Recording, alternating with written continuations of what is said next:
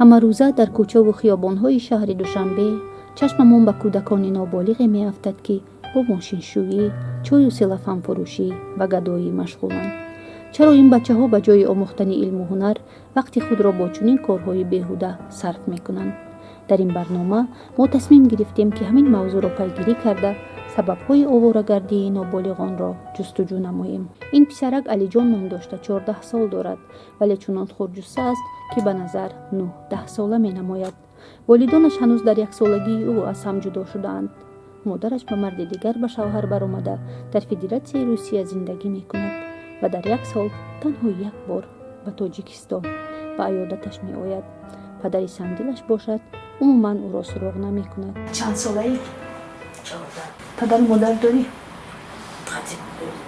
Қати бобод зиндагӣ мекунад? бибит қати зиндагӣ мекунад. падару модарат куҷо шуданд? Тавҷа сарзудай барда бурда шуд. модарат шавҳар дигар кардааст, дар Тоҷикистон зиндагӣ мекунад. Россияда буд, бо омад бура. падарат ягон бор дидагӣ ҳастӣ? ягон бор суроғ накардааст? далер бозиҳои компютериро дӯст медорад. вай орзу дошт, ки дар оянда барномасози компютер шавад, аммо аз ҳам ҷудо шудани волидонаш тамоми орзуву ҳавасҳояшро дар дилаш кушт. модараш шавҳари дигар кардааст. далер дар хонаи паиндар худро ноҳинҷор ҳис карда, бештари вақташро дар кӯчаҳо мегузаронад. падару модар дорӣ? рости гап ҷудо шудагиянд. падару модар? аммо айни ҷудо шудан маю апами очамяшуи нав кардагия аю 3 фарзанд дора, тамзаи нав гирифтагия аю 2 фарзанд дора. шумо ҳамроҳи падар зиндагӣ мекунед? ки ҳозираш да кати модар омудам, дини ният пеши падар рафтам. муносибати паиндарат бо ту чӣ гуна аст? мардаки хуб аю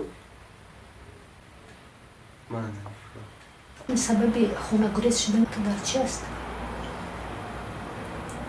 рости гап чӣ хикма ки хеле намефурдагӣ ни комфорт нидамада. барои чӣ намефурад? мефурам ҳарчун якҷоя бошанда. яъне ки падарат бо модари худат якҷоя бошада? дар оянда кӣ шудан мехоҳӣ? ман программист шудани мекунам. ҳам хеле проблема шид хизмат мефурам. бисёр бачаҳо ҳозир аз хизмати аскарӣ мегурезанд. ту бош баръакс орзу ки хизмат равӣ. чаро? барои ки дига илоҷ нест. хуҷа мери мақсад ягон чи меомӯзи военӣ мешӣ ёки ранги милитсия мешӣ. академия дохил мекунам. ба дигар бачаҳое ки ба оварагардӣ машғуланд чӣ гуфтанд? ман бояда совет метам ки ҳам кора накунам, наравам, тамоман ҳам фикра накунанда пушаймон мешавам.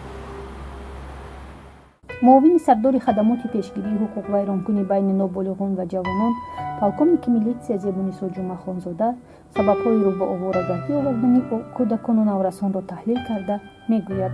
яке аз сабабҳои асосии ин дар оилаҳои нопурра тарбия ёфтани кӯдакон ва сабаби дуюм дар муҳоҷирати меҳнатӣ қарор доштани падару модар мебошад, ки онҳо фарзандони худро ба тарбияи хештабор ё ба тарбияи бобою бибӣ мемонанд ва падару модар худ муҳоҷират мекунанд. сабаби дигар хеле бармаҳал хонадор шудани ҷавонон мебошад, ки онҳо аллакай дар синни 18 солагӣ оиладор мешаванд ва аз ҳамин ба тарбияи фарзанд диққати хуб намедиҳанд ва ё малакаи хуб надоранд дар тарбияи фарзанди худ.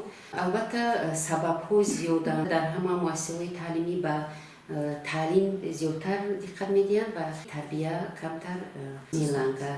дар қоидаҳои эр-риаде ки ин қоидаҳои байналмилалиянд оиди пешгирии ҳуқуқ вайронкунӣ, дар ҳамонҳо гуфта шудааст, ки яке аз чораҳои пешгирӣ ин ҷалби кӯдакон аст. вақте ки кӯдак ба ягон ҷо баъд аз дарс ҷалб намешавад, албатта ӯ ба ягон ҳуқуқвайронкунӣ ё бекорагардӣ машғул мешавад. марказҳои таълимие ки ба омӯхтани духту дӯз ба духтарон бофтан, мана компютер ёд медиҳам, дигар забон омӯзӣ мекунанд. Ана ҳамин хел марказҳо низ имрӯз зиёд карда шуда истодаанд. Ҳамаи ин бо мақсади он аст, ки мо ҳамин кӯдаконро бо як роҳи дуруст монем, то ки онҳо як тарбияи дуруст гиранд. аксари кӯдаконе ки оварагардӣ мекунанд мушкилоти равонӣ доранд ва ба хотири гурез аз муҳите ки ба эшон тазиқ меорад оварагардиро пеша менамоянд, мегӯяд равоншинос, устоди кафедраи психологияи Донишгоҳи Миллии Тоҷикистон Али Аҳмад Ёраҳмадов. яке аз сабабҳои асосии оворагард шудани кӯдак ин механизми муҳофизатӣ yoki механизми пинҳоннамоӣ yoki пинҳоншавӣ аз ҳамон зӯровариҳо, мушкилотҳо ва нооромиҳои муҳит аст. Падару модари имрӯза бояд аз донишҳои замонавӣ бохабар бошанд ва бояд ки ҳамеша омода бошанд барои тағйирёбии рафтори кӯдак. ақаллан давраҳои инкишофи психикии кӯдакро донанд ва ба назар гиранд. Мо бояд бисёр эҳтиёткор ва дақиқкор ва мушоҳидакор бошем, ки ҳар як рафторро дар назди кӯдак нишон надиҳем. ҳар рафторе ки аз ҷониби падару модар нисбати якдигар ба амал меояд метавонад як таъсире дар майнаи сари кӯдак, дар рафтори кӯдак бирасонад. аз ин рӯ волидайнро мебояд масъулияти зиёдро на дар рафтори кӯдак, балки дар рафтори худ бигиранд, ба дӯш бигиранд. чунки кӯдак аз гуфтан нею аз рафтори калонсол муносибат меомӯзад, ёд мегирад ва бояд муҳаббати воқеӣ ба кӯдак нишон дода шавад. ва муҳаббат набояд зиёд бошад ва набояд кам бошад, чунки муҳаббати зиёд ҳам метавонад ки рафторҳои пархошгарона ёки рафторҳои нооромкунандаи кӯдакро зиёд кунад ва муҳаббати кам низ бо ҳамин рафторҳои бад сабаб шуда метавонад. аз гуфтаҳои коршиносон ва суҳбати худи ноболиғон чунин бармеояд, ки сабаби асосии хонагурез шудани кӯдакону наврасон норасоии меҳру муҳаббат ва носолимии муҳити хонавода мебошад. оварагардӣ боиси аз тарбия дур монда ва корҳои номатлуб даст задани наврасон гашта метавонад. бинобар ин моро лозим аст ки ба масъалаи тарбияи атфол диққати ҷиддӣ диҳем.